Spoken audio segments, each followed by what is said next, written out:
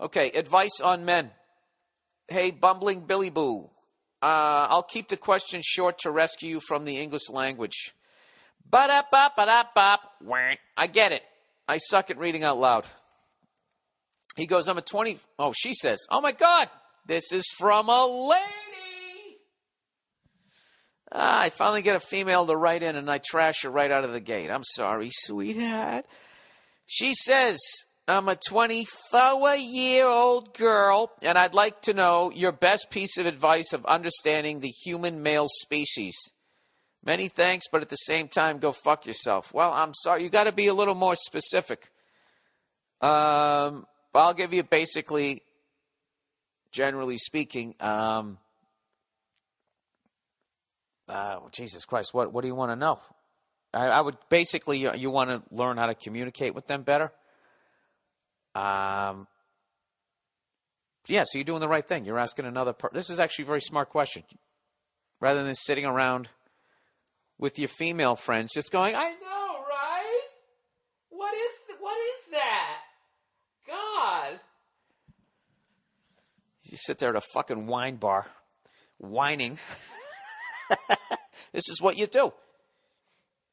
You go across enemy lines and you ask, a traitor like me to read from the playbook.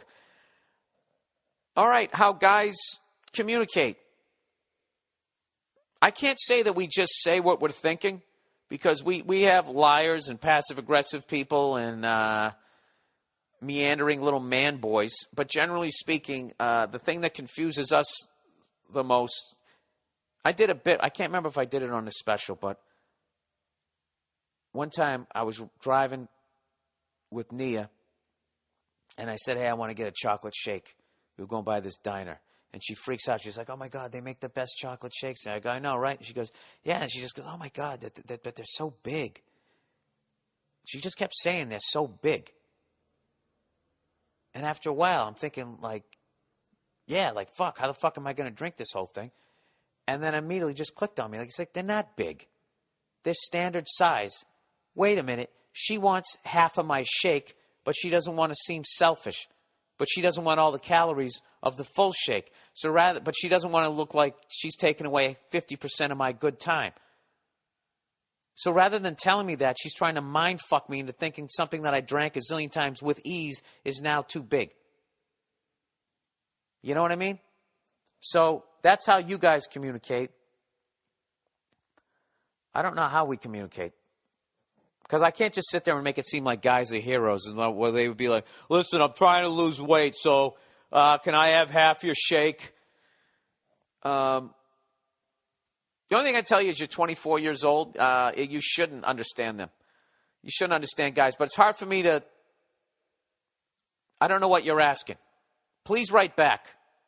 Please write back Advice on Men Part 2. Just do that again. Just fucking write back. Ask me something more specific, and I can help you out. But it's great that at 24, you're actually smart enough to ask guys to explain. Let's see. Best piece of advice. Here's a great piece of advice. Learn how to cook. All right? As stereotypical as that fucking sounds, I don't mean it in a sexist fucking way. All right? I don't. Don't be a slob and learn how to cook.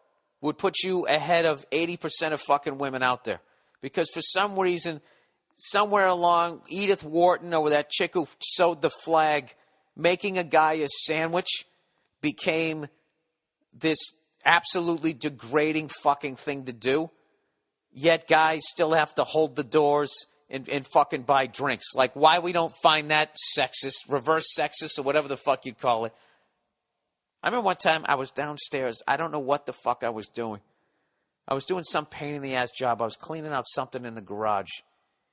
And without me asking or anything, Nia came downstairs with this unbelievable sandwich she had made. Pickles, toothpick in it, the whole fucking 9 yards. And she brought something to drink downstairs too. And I stopped work and I sat down and ate it. It was one of the greatest moments of our relationship. All right? So that's some advice I would give you. Is guys we're very simple. And by simple, I don't mean stupid before you get on your fucking high horse.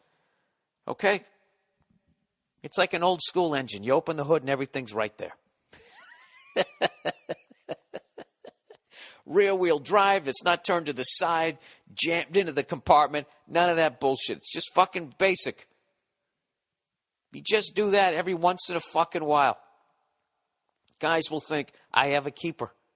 And all you're doing is making a fucking sandwich. And that doesn't mean that you shouldn't have the right to vote. It's fucking unreal. Cooking, and then you're not even cooking. All you're doing is just slapping shit together. You're building a little fucking food house. How difficult is that?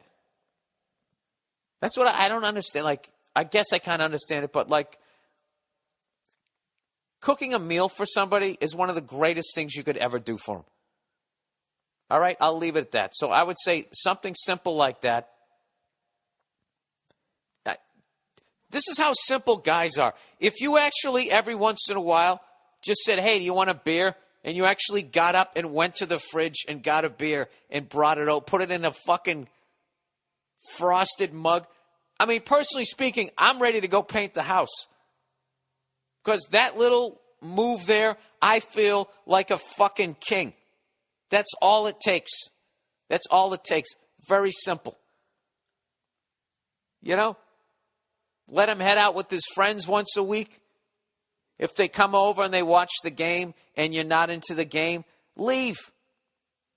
Go in the other room or be a good shit and hang. But don't ruin his good fucking time. Jesus, I'm on a roll here now. Here's another one. Try to limit the amount of horrific shit you're going to drag him to. Now, he's obligated to go to some of it, but he has to have, just set it up and just say, listen, there's a bunch of shit that you do that I'm not going to be into. All right? Like tailgating on a golf course, peeing in a porta potty before a football game that you don't give a shit about. I don't want to be there for that. So I get to tap out of that. All right? And then the guy, he gets to tap out of like, I don't know, like what have I tapped out of one time. Nia wanted to take me to somebody's birthday party. They were having some fucking, we're all going to dress like it's the gold rush or the fucking prohibition era. It's like, I don't want to fucking do that. And she gave me shit and I was just, I don't want to do it. And she let me out of it and we laughed about it. I actually went there without a costume. I made a deal. We made a deal. I think I told this story. I'm fucking punch drunk. Yeah, I never know what the fuck I'm talking about. I showed up and I didn't wear a costume, which was hilarious because every other guy was fucking dressed like Charlie Chaplin. And I show up in street clothes and they're looking at me like I'm a magician. And then I left early because that's right, because I would have watched the Celtics were playing the Lakers in the finals that year when we beat them. And I would have missed it if Nia wasn't so fucking cool. So that's what I would do. And if you actually do shit like that, you put yourself on this solid ground with the guy that you're with, where now